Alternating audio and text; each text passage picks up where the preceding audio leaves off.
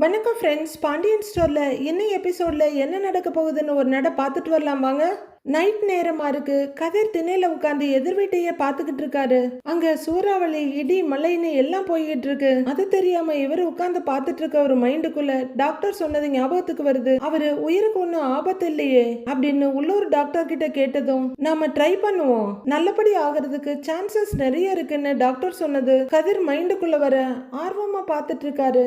Don't வரின்னு அவர் சொல்ல ரொம்ப thanks doctor அப்படின்னு அவர் சொன்னதை நினைச்சு பார்க்குறாரு. அடுத்ததா சட்டையை கொத்தா பிடிச்சி நீயும் அண்ணனும் எங்க போயிட்டு வர்றீங்க, எங்கடா போயிட்டு வர்றீங்க அப்படின்னு சக்திவேல் பயங்கரமா மிரட்டினதும் முதல்ல கையெடுங்கன்னு கதிர் சொன்னதும் என்னடா என்ன உன் பிளானு, சொல்லுடா என்ன உன் பிளானு அப்படின்னு சக்திவேல் மிரட்டினதும் அவர் மைண்டுக்குள்ள வருது.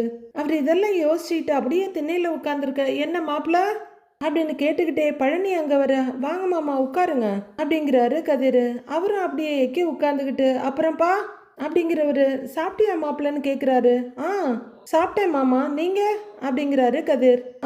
சாப்பிட்டேன்பா அப்படிங்கிற பழனி, பாரு நாம ரெண்டு பேரும் இப்படி உட்காந்து பேசிய ரொம்ப நாள் ஆச்சுல்ல அப்படின்னு கேட்க, ஆமாம் மாமா, நானும் டிராவல்ஸ்க்கு ஓடிடுறேன், நீங்களும் கடைக்கு ஓடிடுறீங்க, வீட்டில் இருக்க நேரமும் ரொம்ப கம்மியாக இருக்குல்லங்கிறாரு கதிர். ஆமாம்ல, உனக்கும் டிராவல்ஸில் நிறைய வேலையோ அப்படின்னு பழனி கேட்க, எக்கச்சக்க வேலை மாமா அப்படின்னு கதிர் சொல்ல, தெரியுது தெரியுது, உன் முகத்தை பார்த்தாலே நல்லா தெரியுது, நீ டிரைவர்லாம் வேலைக்கு வச்சிருக்கல்ல அப்படின்னு பழனி கேட்க, அதெல்லாம் இருக்காங்க மாமான்றாரு கதிர். ஆனா இன்னைக்கு நீயே திருச்சிக்கு போயிட்டு வந்ததா அக்கா சொன்னுச்சு, அதனாலதான் கேட்டேன்னு மெதுவா ஒரு பிட்டை போட்டு பாக்குறாரு பழனி. அது மாமா, சில கஸ்டமர்ஸ்க்கு மட்டும் நான் வண்டி ஓட்டினாதான் பிடிக்கும், கம்ஃபர்டபுளா இருக்கும் அப்படின்னு கதிர் சொல்ல, பயப்புள்ள நழுவிட்டானே அப்படிங்கிற மாதிரி பாக்குற பழனி அப்படிங்கிறாரு. அதனால சில கஸ்டமருக்கு மட்டும் நானே போவேன்றாரு அவரு.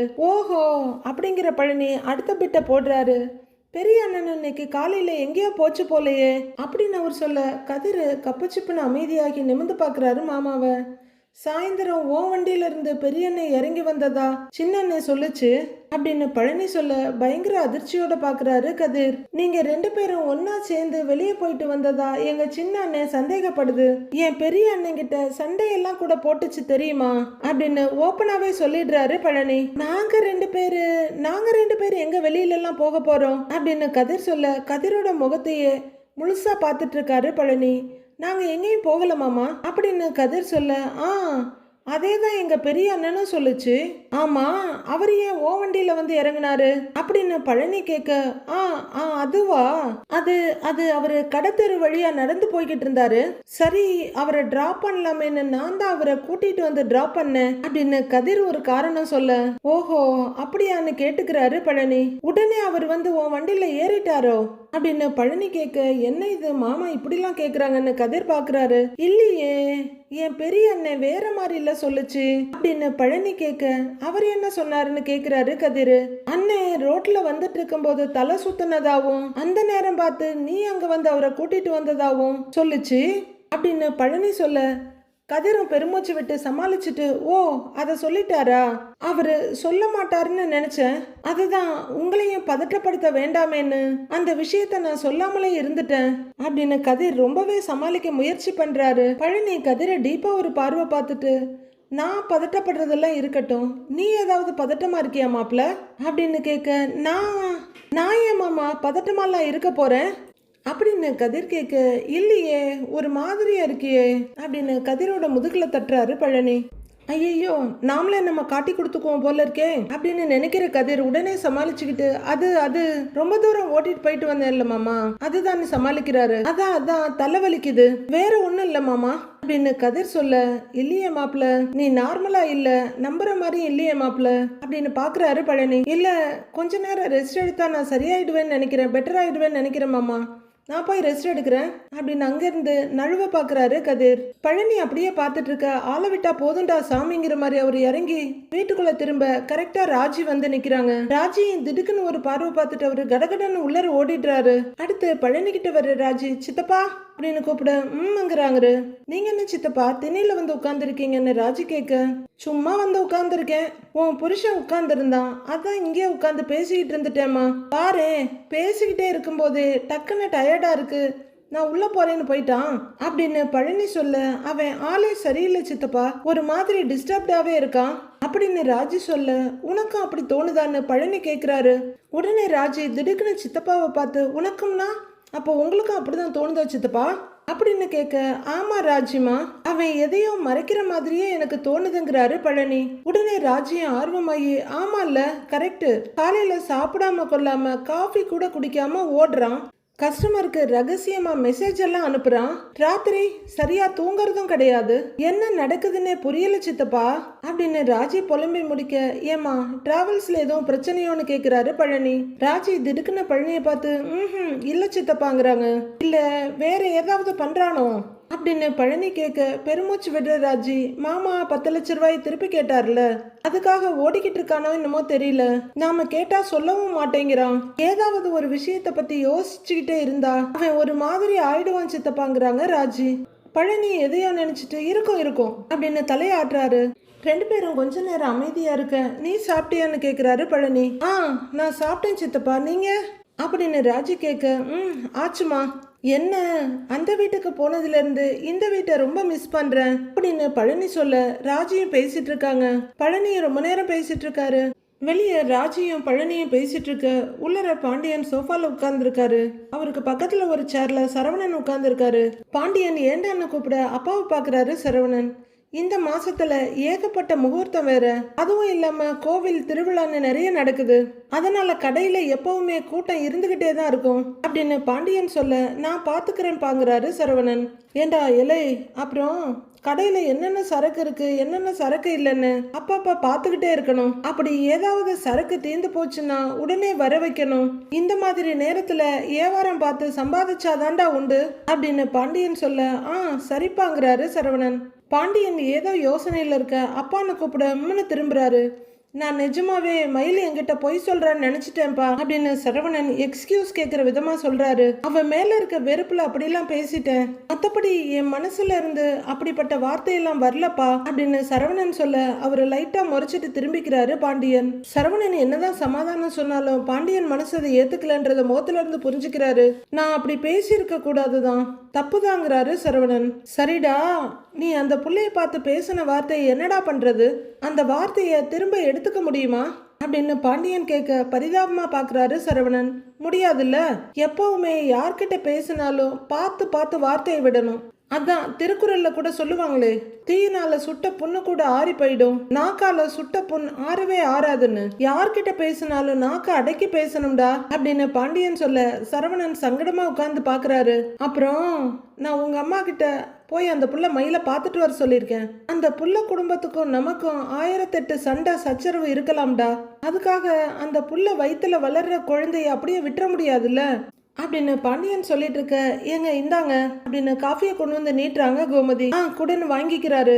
கோமதி சரவணன் பக்கத்துல நின்னுட்டு இருக்க, என்னடா யோசிக்கிறேன்னு கேக்குறாரு பாண்டியன். அவரு ஒன்னும் சொல்லாம கொஞ்ச நேரம் உட்கார்ந்து இருக்கவரு கோமதியை பார்த்து மான்னு கூப்பிடுறாரு. ஏண்டா அன்னைக்கு மயிலோட அப்பா வந்து சொன்னாரே ஏதோ ஒரு பொண்ணு கூட பேசிக்கிட்டு இருந்தேன்னு அப்படின்னு கோமதி கேட்க, சரவணன் திக்குன்னு பாக்குறாரு. ஆமா, அப்ப நீ என்ன சொன்ன, ஏதோ தெரிஞ்ச பொண்ணு, கூட படிச்ச பொண்ணு, கோவில்ல பார்த்தோம் பேசணும்னு சொன்னேன் அப்படின்னு கோமதி கேட்க, ஆமாமா அப்படிதான் சொன்னேங்கிறாரு சரவணன். பாண்டியனையும் சரவணனையும் மாறி மாறி பார்த்துக்கிட்டே, ஏண்டா பேச்சுவார்த்தை அதோட நிக்கல போல இருக்க அப்படின்னு கோமதி கேட்க, சரவணனுக்கு திடுக்குன்னு இருக்கு. மெதுவா அப்பாவை பாக்குறாரு. உலகத்துல நடக்கிறதே எல்லாருக்கும் தெரிஞ்சிருது, உள்ளூர்ல நடக்கிறது உள்ளங்கை நெல்லிக்கனி மாதிரி தெரிஞ்சிடாதா, அப்பா எதுவும் சொல்லியிருப்பாரோன்னு சரவணன் பாண்டியனை பாக்குறாரு. அந்த பொண்ணு கூட தொடர்ந்து பேசிக்கிட்டு இருக்கியாமே அப்படிங்கிற கோமதி ஏங்கன்னு பாண்டியனை கூப்பிட, அவரு பார்வையை மட்டும் நிமித்தி பாக்குறாரு. கோவிலு அங்க இங்கன்னு தொடர்ந்து அந்த பொண்ணு கூட பேசிக்கிட்டு இருக்கானாமே அப்படின்னு கோமதி கேட்க, பாண்டியனும் சரவணனை பாக்குறாரு. அவர் மெதுவா தலையை குனிஞ்சு உட்கார்ந்து இருக்காரு. பார்த்தவங்க பூரா சொல்றாங்கங்க அப்படின்னு கோமதி சொல்ல, பாண்டியனும் சங்கடமா பாக்குறாரு. ஏண்டா என்ன நினைச்சு அந்த பொண்ணு கூட பேசிட்டு இருக்கிற நீ அப்படின்னு கோமதி கேட்க, நான் சும்மாதாமா பேசிட்டு இருந்தேன் அப்படிங்கிறாரு சரவணன். சும்மா தான் பேசிட்டு இருக்கியா? அத என் கண்ணை பார்த்து சொல்லுங்கிறாங்க கோமதி. ஏய், எதுக்கு தலையை குனிஞ்சிட்டு எங்கேயோ பார்த்து பேசிட்டு இருக்க? என் கண்ணை பார்த்து பேசுங்கிறாங்க கோமதி. ஒருத்திய கல்யாணம் பண்ணி வாழ்ந்திருக்க, அவ இப்ப மாசமா வேற இருக்காடா. அவ வீட்டை விட்டு போய் 4-5 மாசம் கூட ஆகல அப்படின்னு கோமதி சொல்லிட்டு இருக்க சரவணன் சங்கடமா பார்வையை உயர்த்தி பாக்குறாரு. நானே கூட சமையல் கட்டுல நிக்கும் போது வாய் தவறி அப்பப்ப மயிலுன்னு சொல்றேன். டேய், கட்டின புருஷன்டா நீ, எல்லாத்தையும் மறந்துட்டு இன்னொரு பொண்ணு கூட பழக ஆரம்பிச்சிட்டியா அப்படின்னு கோமதி கேட்க என்ன பதில் சொல்றதுன்னு சங்கடத்தோட தடுமாறுறாரு சரவணன். டேய், இங்க பாரு, எல்லார் முன்னாடி வச்சு கேட்டிருப்பேன்டா. வீட்டுக்கு மூத்தவன், எல்லாருக்கும் உதாரணமா இருக்க வேண்டியவன் நீ. தம்பிங்களும் தங்கச்சியும் தப்பா நினைச்சிட கூடாதுன்னு தனியா இப்ப உங்ககிட்ட கேட்டுக்கிட்டு இருக்கிறேன் அப்படின்னு கோமதி சரவணனை மிரட்டாத குறையா கேட்டுட்டு இருக்க. அவரு வேர்த்து வழியிற முகத்தோட உட்கார்ந்து இருக்காரு. சரவணன் மெதுவா பாண்டியனை பார்க்க, உங்க அம்மா கேக்குறால, நீயாச்சும் அவளாச்சுன்ற மாதிரி பாக்குறாரு அவரு. என்ன நினைப்போட அந்த பொண்ணுகிட்ட பழகிட்டு இருக்க அப்படின்னு கோமதி கேட்க, அம்மா இம்மா சும்மாதாம்மா பேசிட்டு இருந்தேன், ரொம்ப மன கஷ்டத்துல இருந்தேன், அதனால அவகிட்ட பேசினா மனசுக்கு கொஞ்சம் ஆறுதலா இருக்கு, அதான் பேசுறேங்கிறாரு சரவணன். என்னங்க இவன் இப்படி சொல்றான்? நீங்களும் கேட்டுட்டு அப்படியே குத்துக்கல் மாதிரி உட்கார்ந்துருக்கீங்கன்ற மாதிரி கோமதி பாண்டியனை பார்க்க, என்ன ஏண்டி பாக்குறன்ற மாதிரி அவர் பாக்குறாரு. உடனே கோமதி, ஏண்டா இந்த வீட்டில் உங்ககிட்ட பேசுறதுக்கு வேற ஆளே இல்லையா? செந்தில் கிட்ட பேசு, கதிர் கிட்ட பேசு, இல்லைன்னா பழனி கிட்ட பேசு, அரசி கிட்ட பேசு. எல்லாரையும் விட்டுட்டு எப்பவோ கூட படிச்ச பொண்ணை தேடி கண்டுபிடிச்சி அவகிட்ட பேசினாதான் ஆறுதல் கிடைக்குமோ அப்படின்னு கோமதி கோவமாவே கேட்க சரவணன் தவிப்போட அவங்க அப்பாவை பாக்குறாரு.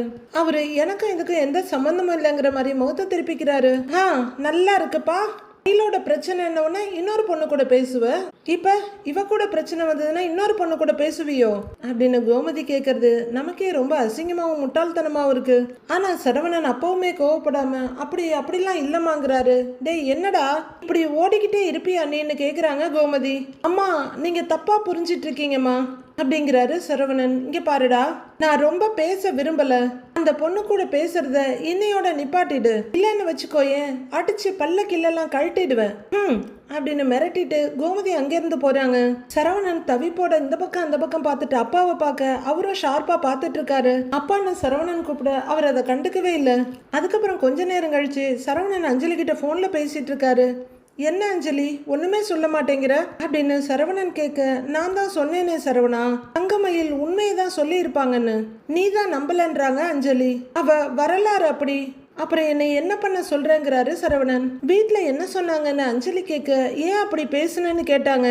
திட்டினாங்க, அம்மா 2 அடி அடிச்சாங்க, நான் எதுவுமே சொல்லல, எல்லாத்தையும் வாங்கிக்கிட்டேன் அப்படின்னு சரவணன் சாதாரணமா சொல்ல அஞ்சலிக்கு ரொம்ப கஷ்டமா இருக்கு. நீ எப்படி இருக்க சரவணா அப்படின்னு அஞ்சலி கேட்க, எனக்கு தெரியல அஞ்சலி, குழந்தை பிறக்க போகுதேன்னு நினைச்சு சந்தோஷப்படணுமா, இல்ல இப்படி ஒரு சூழ்நிலையில குழந்தை வரப்போகுதேன்னு நினைச்சு வருத்தப்படணுமான்னு தெரியல அப்படின்னு உண்மையா மனசுல இருக்கிறது சொல்லிடுறாரு சரவணன். ஆமா, அடுத்து என்ன பண்ண போறேன்றாங்க அஞ்சலி. அதான் சொல்றேன்ல, எனக்கு எதுவுமே தெரியலங்கிறாரு சரவணன். ஆமா, குழந்தைக்காக நீயும் தங்கமயிலும் சேர்ந்து வாழணும்னு யாரும் சொல்லலையா அப்படின்னு அஞ்சலி கேட்க, அந்த அளவுக்கெல்லாம் பேச்சு போகலைங்கிறாரு சரவணன். அப்படியே யாராச்சும் சொன்னாங்கன்னா அவர் சொல்லிட்டு இருக்கும் போதே நீயும் சரின்னு போயிடுவல்ல அப்படின்னு படக்குன்னு கேக்குறாங்க அஞ்சலி. சரவணன் அப்படியே திடுக்குன்னு பார்க்க, என்ன கழட்டி விட்டுடுவ அப்படிதானே அப்படின்னு கேக்குறாங்க அஞ்சலி. என்னை பார்த்து என்ன கேக்குற பாத்தியா அப்படின்னு சரவணன் சங்கடத்தோட நிக்க, வெளியே ராஜி எதுக்கோ ஓடி வந்தவங்க சரவணன் பேசிட்டு இருக்கதை பார்த்துட்டு அப்படியே நின்னுடுறாங்க. நான் எதுவும் தப்பா கேட்கலையே அப்படின்னு அஞ்சலி கேட்க, ஏய் அஞ்சலி, சும்மா விளையாடிக்கிட்டு இருக்காத அப்படின்னு சரவணன் சொல்ல, அதை கேட்கிற ராஜி அப்படியே அதிர்ச்சியோட நிக்கிறாங்க. போன்ல அஞ்சலி, நான் ஏன் விளையாட போறேன், நிஜமா தான் கேட்கறேன்றாங்க. நீயும் உன் ஒய்ஃபும் பிரிஞ்சிருந்தீங்க, உனக்கு ஒரு ஆறுதல் தேவைப்பட்டுச்சு, என் கூட பேசுன, இப்ப உங்களுக்கு குழந்தை பிறக்க போகுது, நீயும் உங்க ஒய்ஃபும் சேர்ந்துருவீங்க, ஏன் கதை அவ்வளோதானேங்கிறாங்க அஞ்சலி. ராஜி அங்கேயே நின்று கவனிச்சிட்டு இருக்க சரவணன் திரும்பி கூட பார்க்காம, அஞ்சலி சீரியஸா பேசுறியான்னு கேக்குறாரு. ஆமா சரவணா, சீரியஸா தான் பேசுறேன்னு அஞ்சலி சொல்ல, ஏய் அஞ்சலி, என்னை பத்தி நீ என்ன நினைச்சிட்டு இருக்க அப்படின்னு சரவணன் கேட்க, அதுதான் சரவணா நடக்கும்ன்றாங்க அஞ்சலி. என்னை பார்த்தா உனக்கு அப்படிப்பட்ட ஆள் மாதிரியா தெரியுது, எந்த சூழ்நிலையுமே உன்னை விட்டுட்டு போக மாட்டேன் அப்படின்னு சரவணன் சொல்ல பயங்கர அதிர்ச்சியோட பாக்குறாங்க ராஜி. அந்த பக்கம் அஞ்சலி நம்பாம அமைதியா நின்னுட்டு இருக்க, அஞ்சலி நான் உன்னை கைவிட மாட்டேன் அப்படின்னு சரவணன் சொல்ல ராஜி தாங்க முடியாத அதிர்ச்சியோட பாக்குறாங்க. சரவணன் சொல்றது கேட்டு எப்படி ரியாக்ட் பண்றதுன்னு தெரியாம பெருமூச்சோட அஞ்சலி நின்னுட்டு இருக்க, ஹலோ அஞ்சலி, நான் பேசுறது உனக்கு கேக்குதா அப்படின்னு சரவணன் கேக்குறாரு. ஒரு பெருமூச்சு எடுத்துட்டு, ஏற்கனவே நான் வாழ்க்கையை தொலைச்சவ அப்படின்னு அஞ்சலி சொல்ல, அஞ்சலி நீ ரொம்ப யோசிக்கிற அப்படிங்கிறாரு சரவணன். யோசிச்சு தானே ஆகணும் அப்படின்னு அஞ்சலி சொல்ல, நீ காலையில கோவிலுக்கு வந்துடு அப்படின்னு சரவணன் சொல்லிட்டு இருக்கும் போதே ராஜியை தேடி கதிரும் வெளியே வர்றாரு. அவரு வந்து ராஜி பக்கத்துல நிக்க அது ராஜிக்கே தெரியாது. நாம 2 பேரும் அங்க வச்சு பேசிக்கலாங்கிறாரு சரவணன். கதிர் ஒரு ஸ்டெப் முன்னாடி வர ராஜி கதிரை பாத்துடுறாங்க. சரவணன் பேசிக்கிட்டே இருக்காரு. ஏய் நீ என்ன படிக்க தானே வந்த, படிக்கலையா அப்படின்னு கதிர் கேட்க, படிக்கணுங்கிறாங்க ராஜி. இது எதையுமே கவனிக்காம சரவணன் பேசிக்கிட்டு இருக்க, அண்ணன் யார்கிட்ட இம்புட்டு சீரியஸா பேசிட்டு இருக்கு அப்படின்னு கதிர் சாதாரணமா கேக்குறாரு. ராஜியை அதிர்ச்சியோட பாத்துக்கிட்டே அந்த பொண்ணு கிட்டங்கிறாங்க. எந்த பொண்ணு கிட்ட அப்படின்னு கதிர் கேட்க, அது யாரோ ஒரு பொண்ணு கிட்ட மாமா பேசுறதா மயிலக்கா அப்பா சொன்னார்ல அந்த பொண்ணு கிட்டங்கிறாங்க ராஜி. ஏய் அவரு தான் ஏதோ கதை விட்டாருனா நீ அதை நம்பிட்டியா அப்படின்னு கதிர் சாதாரணமா கேக்குறாரு. அவரு சொன்னது ஒண்ணு கதையெல்லாம் இல்ல, மாமா ஒரு பொண்ணை அடிக்கடி மீட் பண்ணி பேசுறாரு, மீனா அக்கா பாத்துருக்காங்க, மயிலக்கா கூட பாத்துருக்காங்க அப்படின்னு ராஜி சொல்ல நம்ப முடியாம பாக்குறாரு கதிர். பின்னாடி இவ்வளோ பெரிய கான்ஃபரன்ஸ் போயிட்டு இருக்க, அது எதுவுமே தெரியாம பேசிக்கிட்டே இருக்காரு சரவணன். பாத்தியா நீயே பாரு, இங்க இன்னைக்கு இம்புட்டு பெரிய பிரச்சனை நடந்திருக்கு, குழந்தை விஷயம் கூட மாமாவுக்கு தெரிய வந்திருக்கு, ஆனா எதை பத்தியும் யோசிக்காம அந்த பொண்ணு கூட பேசிட்டு இருக்காரு அப்படின்னு ராஜி சரவணனோட நடவடிக்கையை ஏத்துக்க முடியாம ரொம்ப வேதனையோட சொல்றாங்க. நான் சின்ன பொண்ணு, கேட்கணும் போல இருக்கு, கேட்டா தப்பாயிடும், எனக்கு என்ன சொல்றதுன்னு தெரியலங்கிறாங்க ராஜி. சரி நீ ரூம்ல போய் படி, நான் பேசிட்டு வரேன், நீ உள்ள போங்கிறாரு கதிர். சரவணன் இன்னும் பேசிக்கிட்டே இருக்காரு. சரி சரி அப்ப நாளைக்கு பார்க்கலாம் அப்படின்னு அவர் பேசிட்டு இருக்க ராஜி உள்ளர போயிடுறாங்க. கதிர் மட்டும் அங்க நிக்கிறாரு. சரி சரி கோவிலுக்கு வருவல்ல அப்படின்னு சரவணன் கேட்க, கோவிலுக்கு வரேன் அப்படின்னு அஞ்சலியும் சொல்ல, காதுல இருந்து இவர் போன் எடுக்கிறாரு. அங்க காதுல இருந்து அஞ்சலி போன் எடுக்கிறாங்க.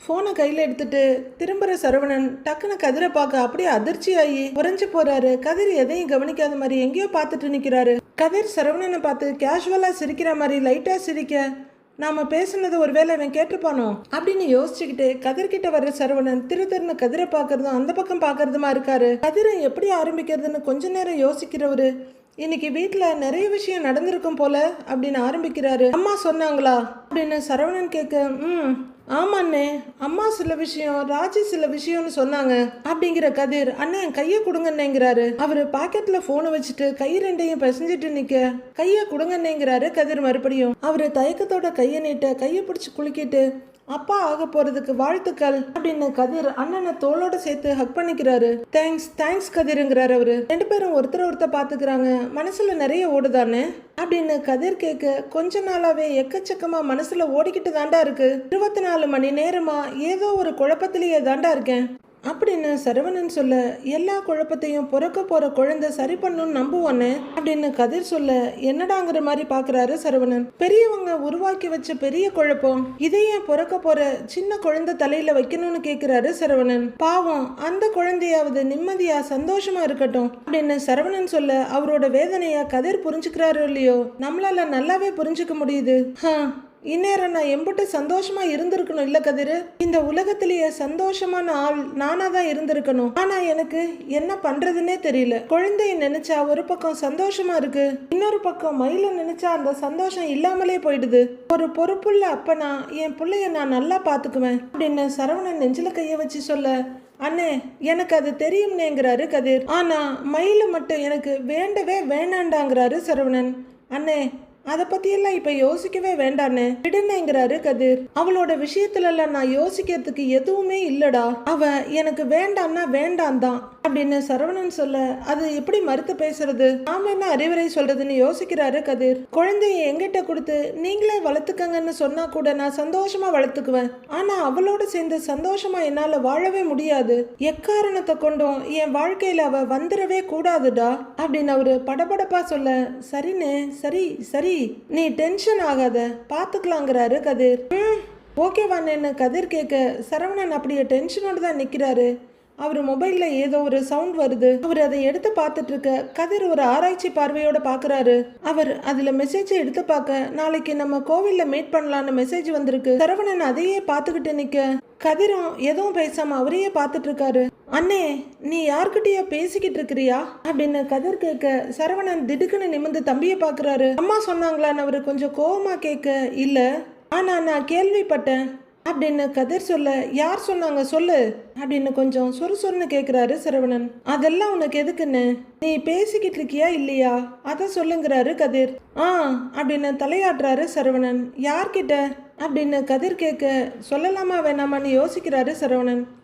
அடா சும்மா சொல்லுன்னு அப்படின்னு கதிர் அவர் முகத்தையே பார்த்துட்டு இருக்க சரவணன் கொஞ்சம் யோசிச்சுட்டு, எல்லாம் உனக்கு தெரிஞ்சவங்க தான்றாரு. கதிர் புரியாம பார்க்க, நான் அஞ்சலி கிட்ட தான் பேசிக்கிட்டு இருக்கிறேன் அப்படின்றாரு சரவணன்.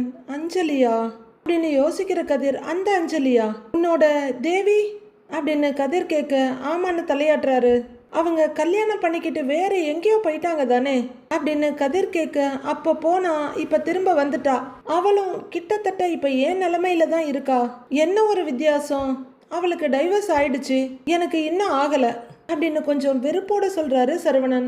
அண்ணே, கேட்கறது சரியா தப்பான்னு கூட தெரியல, ஆனா அவங்களும் நீயும் என்ன பேசிக்கிட்டு இருக்கிறீங்க அப்படின்னு கதிர் கேட்க, என்னடா கேள்வி கேட்குற அப்படிங்கிற மாதிரி சரவணன் ஷார்ப்பா கதிரை பாக்குறாரு. கதிர அண்ணனையே பார்த்துக்கிட்டு இருக்க சமாளிச்சுக்கிட்டு, டேய் சும்மா தாண்டா பேசிக்கிட்டு இருக்கிறோம், அவளோட கதையை அவ என்கிட்ட சொல்லுவா, என் கதையை நான் அவகிட்ட சொல்லுவேன், அப்படியே ஒருத்தருக்கு ஒருத்தர் கொஞ்சம் ஆறுதலா இருக்கும், அவ்வளவுதாங்கிறாரு சரவணன். இதுக்கு மேல அண்ணன்கிட்ட என்ன கேட்கறதுன்னு கதிர் யோசிச்சுட்டு இருக்க, மயில் பண்ண வேலையில நான் ரொம்ப உடஞ்சு போயிட்டேன்டா.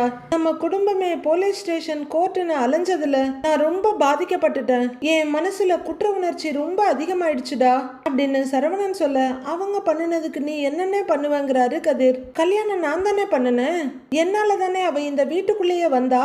அதெல்லாம் யோசிக்கும் போதே ஏதோ பைத்தியம் பிடிச்சி ரோடா சுத்திக்கிட்டு இருக்க மாதிரி இருந்ததுடா. அப்பதான்டா நான் மறுபடியும் அஞ்சலியை பார்த்தேன். நாங்க 2 பேரும் பேச ஆரம்பிச்சோம். ஆனா அவ மட்டும் இல்லைன்னு வச்சுக்கடா, நான் செத்து போயிருப்பேன்டா அப்படின்னு சரவணன் சொல்ல, கதிருக்கு பயங்கர அதிர்ச்சியா இருக்கு. என்னென்ன இப்படிலாம் பேசுறேன்னு கேக்குறாரு. டேய் நிஜமா தாண்டா சொல்றேன், அவ மட்டும் இல்லைன்னு வச்சுக்க, நான் செத்து போயிருப்பேன், இல்லனா ரோடா பைத்தியம் பிடிச்ச மாதிரி சுத்திக்கிட்டு இருந்திருப்பேன் அப்படிங்கிற சரவணன் முகத்துல வழியிற வியர்வைய தொடச்சிக்கிட்டு இருக்காரு. ஆனா ஒண்ணு கதிரு, நான் மயில வேணான்னு சொன்னதுக்கும் அஞ்சலி கிட்ட நான் இப்ப பேசுறதுக்கும் எந்த சம்பந்தமும் கிடையாது. அஞ்சலிய நான் திரும்ப பார்க்காம இருந்திருந்தாலும் மயில வேண்டான்றதுல நான் இப்ப வரைக்கும் பிடிவாதமா தான் இருந்திருப்பேன் அப்படின்னு சரவணன் சொல்லிட்டு இருக்க சங்கடமா பார்த்துட்டு நிக்கிறாரு கதிர். கதிரு, நிம்மதியா நான் பாட்டுக்கு இருந்தேன்டா, நானும் ஒரு கல்யாணத்தை பண்ணி இப்படி படாத பாடுபட்டுக்கிட்டு இருக்கிறேன். இப்பவே இப்படி குழந்தை பிறந்ததுக்கு அப்புறம் அவங்க அப்பா அம்மா என்னென்ன பஞ்சாயத்து பண்றதுக்கு காத்துட்டு இருக்காங்களோ தெரியலடா அப்படிங்கிறாரு சரவணன்.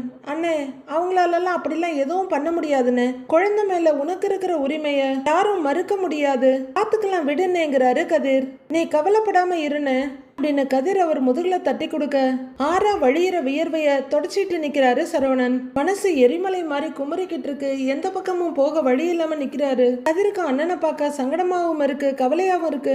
நாளைய ப்ரோமோவில் மீனா மயிலுக்கு கால் பண்ண, மயில் அதை அட்டன் பண்ணி குட் மார்னிங் மீனான்றாங்க. இன்னைக்கு நீங்க வீட்டுல தானே இருப்பீங்க அப்படின்னு மீனா கேட்க, ஆமா மீனா, நான் இன்னைக்கு வீட்டுல தான் இருப்பேன்னு சந்தோஷமா சொல்றாங்க மயிலு. நான் உங்ககிட்ட ஒன்னு சொல்லுவேன், நீங்க ஷாக்கோ கோவமோ ஆகக்கூடாது அப்படின்னு மீனா சொல்ல, மயில திக்குன்னு பார்த்துட்டு என்ன மீனான்னு கேக்குறாங்க. நீங்க உண்டாகி இருக்க விஷயத்த யார்கிட்டையும் சொல்லக்கூடாதுன்னு தான் என்கிட்ட சொன்னீங்க, ஆனாலும் நான் வீட்டுல சொல்லிட்டேன்க்கா அப்படின்னு மீனா போன்ல சொல்ல, மயில பயங்கர அதிர்ச்சியோட பாக்குறாங்க.